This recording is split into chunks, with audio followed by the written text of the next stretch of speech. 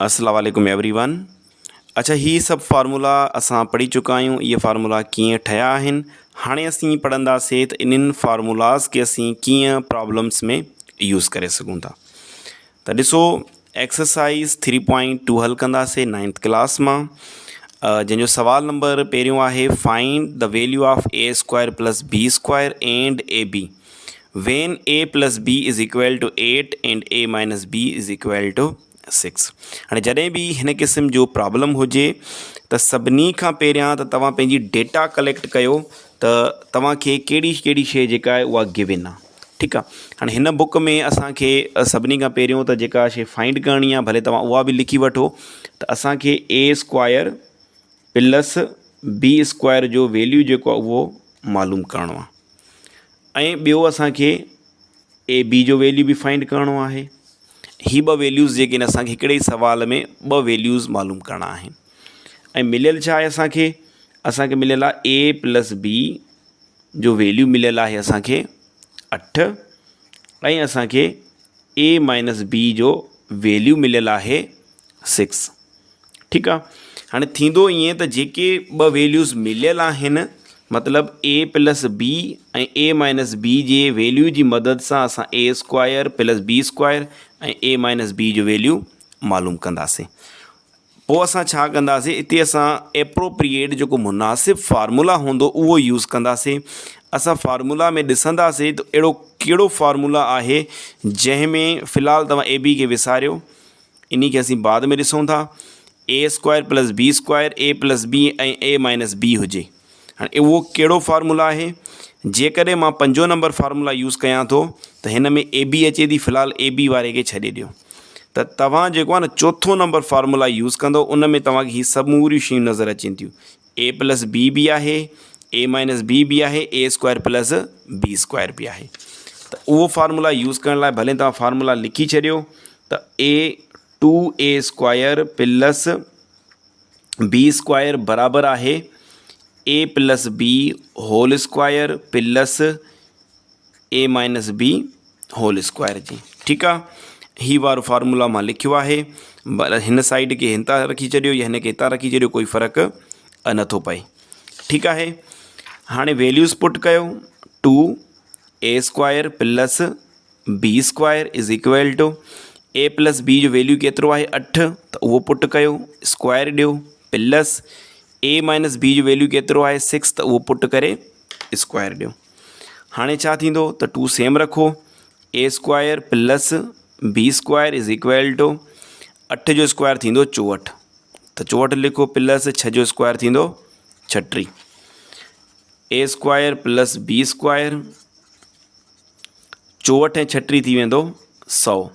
असांखे a plus b whole square जी value खपे, त इन सां गॾु जेको 2 हिते मल्टीप्लाई में पियो आहे उहो बराबरि जे ॿिए पासे वेंदो त डिवाइड में हलियो वेंदो।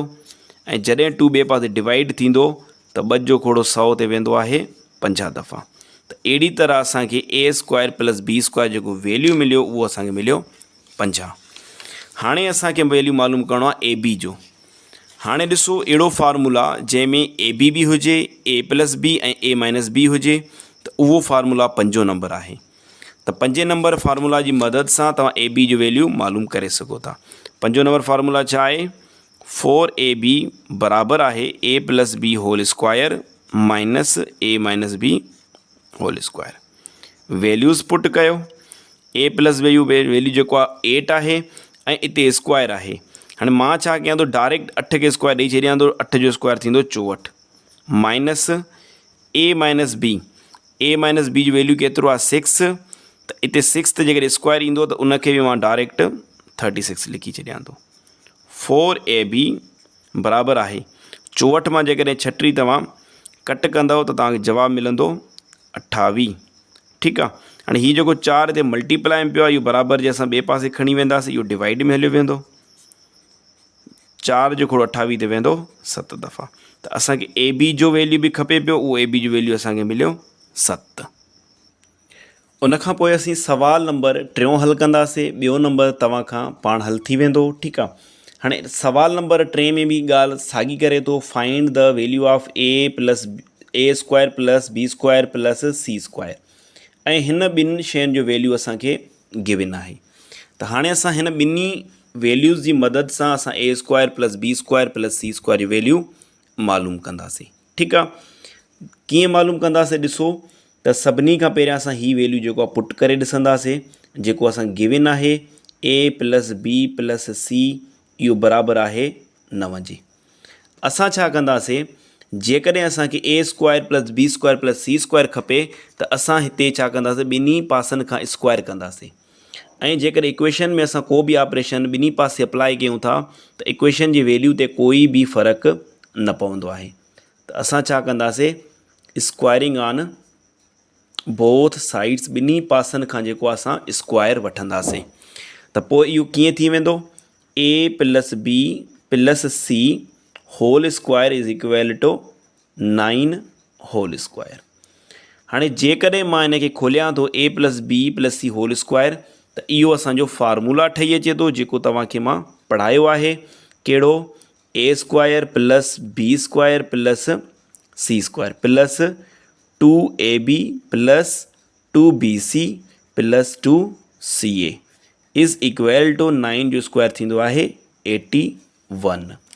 हाणे असांखे जेको आहे हिन जो वैल्यू खपे थो मालूम करिणो आहे। बाक़ी हीअ जेका शइ पई आहे एक्स्ट्रा पई आहे, इन खे ख़तमु करिणो आहे। हाणे इन खे कीअं ख़तमु कंदासीं, त ॾिसो a b b c c a जो वैल्यू बि किताब वारे ॾिनो आहे। ज़ाहिरी ॻाल्हि आहे उन्हनि ॾिनो आहे त इन जो कोई न कोई मक़सदु ज़रूरु हूंदो, पर इते ॾिसो इन सां गॾु 2 पियो आहे, 2 पियो आहे, 2 पियो आहे, पर असांखे जेको वैल्यू मिलियल आहे उहो सिर्फ़ु ए बी बी सी ऐं सी ए जो मिलियल आहे।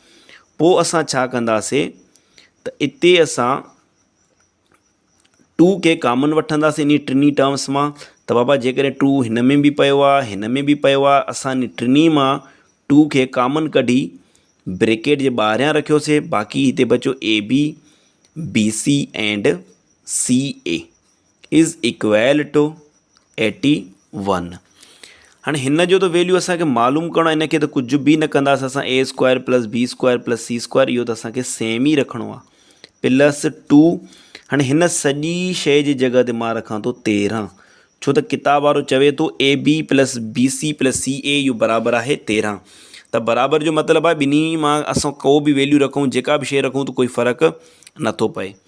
त इन जी जॻह ते असां रखी छॾियोसीं 13 is equal to 81। Next step में ॾिसो त a square plus b square plus c square 2 खे 13 सां ज़रब कंदासीं त जवाबु ईंदो 26 इज़ इक्वल टू 81। हाणे असांखे वैल्यू खपे हिन टिनी सम्स जो a square plus b square plus c square, त 26 जेको आहे बराबरि जे ॿिए पासे वेंदो ऐं ओॾे वञी करे उहो नेगेटिव थी वेंदो। त a square plus b square plus c square इहो जेको आहे बराबरि थींदो 81 मां जॾहिं 26 कट कंदासीं त बाक़ी बचो 55। त असांखे जंहिं शइ जो वैल्यू खपे पियो उहो असांखे मिली वियो।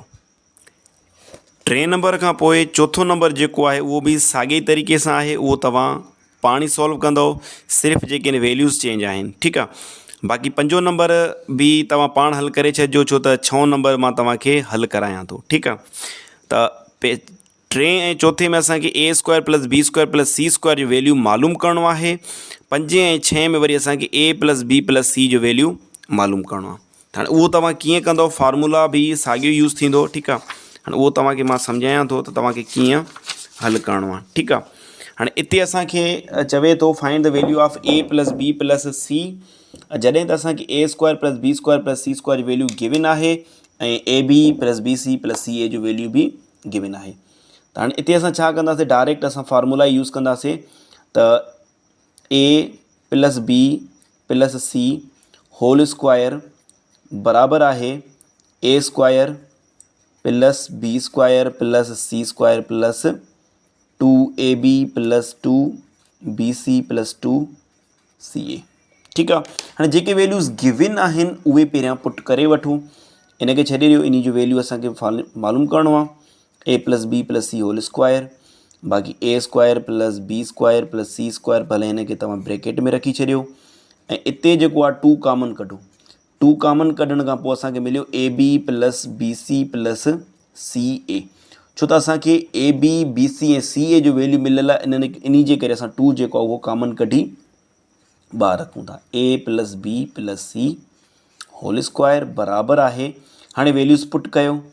ए square plus b square plus c square जो वैल्यू जेको आहे उहो आहे 0.9 plus 2 into a b plus b c plus c a जो जेको वैल्यू आहे उहो आहे 0.8। A plus b plus c whole square बराबरि आहे 0.9 प्लस 2 खे जॾहिं असां 0.8 सां मल्टीप्लाई कंदासीं त इहो जवाबु ईंदो 1.6।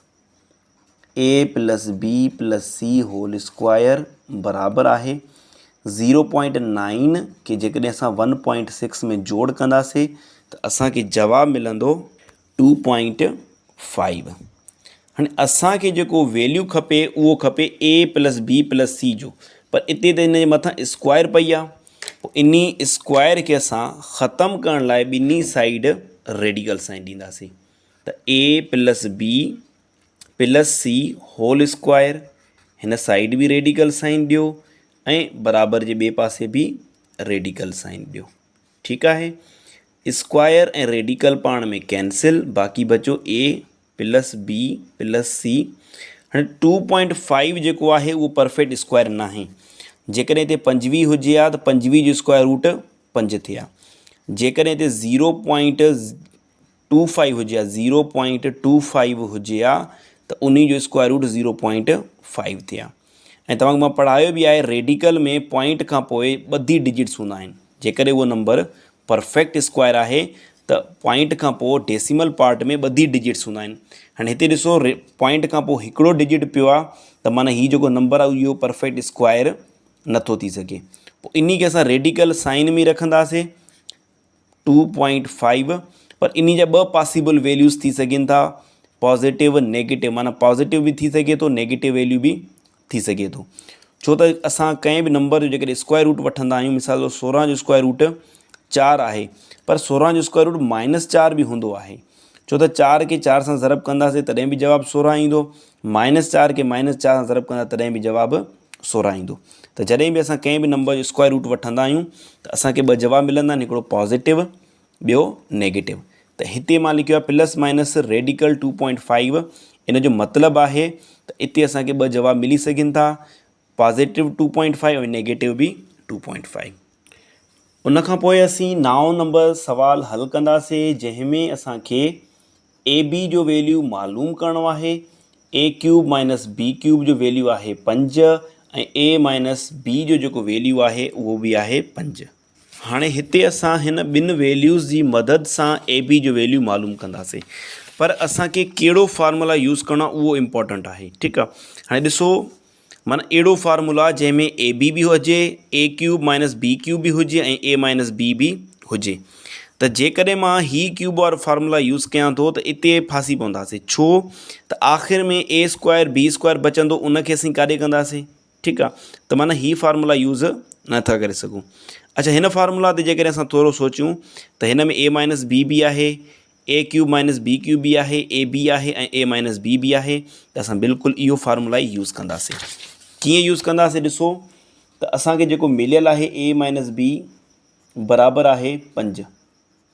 हाणे हिन खे कंदासीं ॿिन्ही पासनि खां क्यूब वठंदासीं, उहो मां डायरेक्ट कयां थो, क्यूब ऑन बोथ साइड।